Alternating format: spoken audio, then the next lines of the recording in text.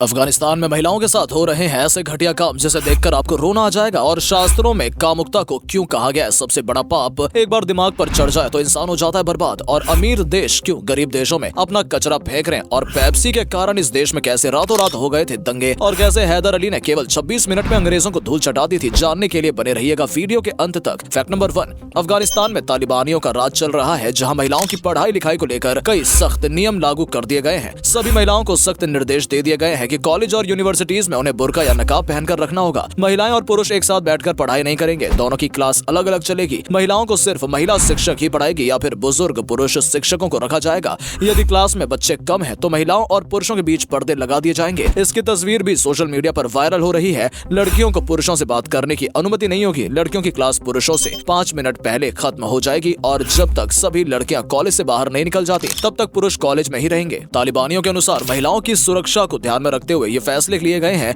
और वो महिलाओं और बच्चों को सभी प्रकार के अधिकार मुहैया कराना चाहते हैं। फैक्ट नंबर 2, कामुकता यानी कि काम वासना को शास्त्रों में सबसे बड़ा पाप बताया गया है। तो कुछ शास्त्रों में इसे सृष्टि का सबसे बड़ा रोग कहा गया है। वैसे तो काम वासना में कोई बुराई नहीं होती, क्योंकि इसी के जरिए सृष्टि का चलन हो रहा है और नए जीवन की उत्पत्ति होती है। लेकिन ये काम वासना जब दिमाग पर हावी हो जाए तो इंसान को अच्छा बुरा कुछ नहीं सोचता। उसके दिमाग में दिन भर केवल कामुक ख्याल ही आते रहते हैं। उसके सामने जो भी स्त्री नजर आए उसके बारे में मन में बुरे बुरे ख्याल आने लगते हैं। ऐसे लोग अपने जीवन के लक्ष्य से भटक जाते हैं और केवल काम वासना ही उनके जीवन का लक्ष्य बन जाता है। काम वासना की लत नशे की लत से भी बुरी बताई गई है। गरुड़ पुराण के अनुसार जो व्यक्ति पर स्त्री या पर पुरुष से संबंध बनाता है उसे नरक में लोहे के गर्म आभूषण पहनाए जाते हैं। अपने दोस्त की स्त्री के साथ संबंध बनाने वाला व्यक्ति नरक में जाता है और उसके बाद गधे की योनि में जन्म लेता है। जो व्यक्ति जबरदस्ती या बहला फुसलाकर कम उम्र की लड़कियों को अपनी वासना का शिकार बनाते हैं उन्हें नरक के बाद अजगर या गिरगिट की योनि मिलती है। काम वासना जब तक शरीर तक सीमित है तब तक सब ठीक है, लेकिन जिस दिन ये दिमाग में हावी होना शुरू कर दे तो समझ जाएं कि जिंदगी का बुरा दौर शुरू होने वाला है। फैक्ट नंबर 3, हमारे देश में कई ऐसी जड़ी बूटियां और औषधीय पौधे पाए जाते हैं जिनके बारे में बहुत कम लोगों को जानकारी होती है। छोटा धतूरा का पौधा भी एक ऐसा ही पौधा होता है। ये भारत के लगभग हर कोने में आसानी से मिल जाता है। अक्सर लोगों को इस पौधे के बारे में जानकारी नहीं होती और इसे जंगली पौधा समझकर उखाड़ फेंकते हैं। लेकिन छोटा धतूरा कई प्रकार की बीमारियों और शारीरिक समस्याओं को दूर करने में लाभकारी होता है। सिर में दर्द हो या माइग्रेन, छोटा धतूरा को पीसकर पेस्ट बना ले और उसे रोजाना सिर पर लगाएं। यदि बिच्छू या कोई जहरीला कीड़ा मकोड़ा काट ले तो उस स्थान पर छोटा धतूरे को रगड़ लो। गुर्दे की बीमारी हो या बवासीर या फिर किसी भी प्रकार का शारीरिक दर्द, हर समस्या को दूर करने में छोटा धतूरा चमत्कारी रूप से काम आता है। अगर आपके शरीर पर कोई दाग है, कील मुहासे है, कोई त्वचा रोग है या गंजेपन की समस्या है, इन सभी समस्याओं में भी छोटा धतूरा बहुत लाभकारी माना जाता है। फैक्ट नंबर 4, पेप्सी के कारण एक बार फिलीपींस में रातों रात दंगे हो गए थे। जगह जगह तोड़फोड़ और आगजनी की घटनाएं सामने आ रही थी। यह घटना सन 1992 की है। कोलकाता और थम्स अप को टक्कर देने के लिए पेप्सी ने एक लॉटरी स्कीम लॉन्च की। पेप्सी ने अपनी सभी बॉटल कैंप पर 1 से लेकर 1000 अंकों तक के कुछ नंबर प्रिंट किए और उसके बाद एक लकी ड्रॉ निकाला जाता है जिसमें 1000 पैसों से लेकर 1 मिलियन पैसों तक का इनाम घोषित किया था। पैसोस फिलीपींस की करेंसी को कहते हैं, लेकिन एक बार पेप्सी से एक गलती हो गई। उसने 25 मई 1992 के 349 नंबर निकाला था और पेप्सी के अधिकारी नहीं जानते थे कि इस नंबर की 8 लाख बॉटल कैप्स प्रिंट हुई हैं। देश भर में 6 लाख लोगों ने इनाम जीतने का दावा किया, लेकिन कंपनी ने कहा कि ये कंप्यूटर एरर है और इसके लिए कंपनी कोई भुगतान नहीं करेगी। इसके बाद लोगों का गुस्सा भड़क गया। पेप्सी के दफ्तर में और ट्रकों में आग लगा दी गई। लाखों लोग सड़कों पर उतरकर प्रोटेस्ट कर रहे थे। इसके बाद पेप्सी को अपना बोरिया बिस्तर बांधकर फिलीपींस से भागना पड़ा। 2006 में जाकर ये केस बंद हुआ और कोर्ट ने कहा कि ये सब एक गलती के कारण हुआ है। इस घटना के बाद से लेकर आज तक फिलीपींस में कई जगह पेप्सी बैन है। फैक्ट नंबर 5, मेघालय में खासी नाम की एक जनजाति पाई जाती है जहाँ पर पुरुष नहीं बल्कि महिलाएं घर की प्रधान होती हैं। एक पुरुष प्रधान समाज में ये बात सुनने में थोड़ी अजीब लग सकती है, लेकिन ये सच है। शादी के बाद महिलाएं नहीं बल्कि पुरुष अपना घर छोड़कर पत्नी के घर रहने के लिए जाते हैं। घर का सारा हिसाब किताब और बड़े फैसले महिलाओं द्वारा ही लिए जाते हैं। यहाँ तक कि माता पिता की संपत्ति पर भी बेटी का ही अधिकार होता है। हालांकि अगर बेटी चाहे तो अपने भाइयों को हिस्सा दे सकती है। इसके विरोध में कई बार खासी जनजाति के पुरुष अपना विरोध भी दर्ज कर चुके हैं। बेटी के जन्म के समय यहाँ जमकर खुशियां मनाई जाती है और आधी रात को भी बिना डर के महिलाएं आराम से कहीं भी आ जा सकती है। फैक्ट नंबर 6, बैटल ऑफ देलावर में हैदर अली ने केवल 26 मिनट में ही अंग्रेजों को धूल चटा दी थी। आप सोच रहे होंगे कि इस युद्ध के बारे में तो आपने पहले कभी नहीं पढ़ा। असल में ये युद्ध अमेरिका और ब्रिटेन की नौसेना के बीच लड़ा गया था। इस पर एक और सवाल आपके मन में आ रहा होगा कि भला यहाँ पर हैदर अली का नाम कहाँ से आ गया। आपको बता दें कि अमेरिकी नौसेना ने इस युद्ध में जिस जहाज का इस्तेमाल किया था उस जहाज का नाम हैदर अली था। ये युद्ध 1782 में लड़ा गया था और केवल 26 मिनट में ही अमेरिका जीत गया था। 18वीं शताब्दी में हैदर अली और उनके वंशज टीपू सुल्तान की बहादुरी के चर्चे इंग्लैंड और अमेरिका तक थे। सन 1765 में ड्यूक प्रेगरिन बर्टी ने अपने एक घोड़े का नाम हैदर खाली रखा था। इसके बाद इंग्लैंड में एक व्यक्ति ने अपने घोड़े का नाम टीपू रखा और उसी घोड़े के कुछ वंशज अमेरिका तक गए, जिसके बाद अमेरिका में भी हैदर अली और उनके वंशजों के नाम प्रचलित हो गए। हैदर अली ने एक बार कर्नल कूट को युद्ध में परास्त किया था और इस युद्ध में अली ने कूट की नाक काट दी थी। कूट अपनी जान बचाकर बेलगांव पहुंचा था, जहां एक वैद्य ने 21 दिन उसका उपचार किया और उसकी नाक जोड़ दी। कर्नल कूट ने कहा था कि भारतीय वैद्यों को बहुत ज्ञान है और यह ज्ञान हमें उनसे सीखना चाहिए। फैक्ट नंबर 7, हर साल अमीर देशों का लाखों टन कचरा गरीब और विकासशील देशों में फेंका जा रहा है। इसमें से कई एशियाई और अफ्रीकी देश शामिल हैं। ऐसा इसलिए क्योंकि दूसरे देश में कचरा फेंकना अपने देश में कचरे को रिसाइकिल करने से ज्यादा सस्ता पड़ता है। इस तरह से अमीर देश अपना प्लास्टिक सहित लाखों टन वेस्ट भारत, चीन, इंडोनेशिया, मलेशिया और थाईलैंड जैसे देशों में डंप कर रहे हैं। इसकी शुरुआत कई साल पहले चीन से हुई थी। जब चीन अपना एक्सपोर्ट बढ़ा रहा था तो उसके जहाज अन्य देशों से खाली लौटते थे। नुकसान को कम करने के लिए चीन ने अमेरिकी और यूरोपीय देशों से उनका वेस्ट खरीदना शुरू कर दिया और उस वेस्ट को रिसाइकिल करके प्रोडक्ट्स बनाने शुरू कर दिए। लेकिन सभी तरह का वेस्ट रिसाइकिल नहीं किया जा सकता। बेसल कन्वेंशन में कचरा खरीदने और बेचने संबंधित कई नियम बनाए गए थे, लेकिन आज बड़ी बड़ी कंपनियां और दलालों के माध्यम से अमीर देश गरीब देशों तक अपना कूड़ा पहुंचाने में कामयाब हो रहे हैं। दोस्तों, उम्मीद है कि आपको हमारी ये वीडियो पसंद आई होगी। अगर हाँ, तो इससे अधिक से अधिक इसे शेयर करें और वीडियो को अंत तक देखने के लिए सभी दर्शकों का शुक्रिया।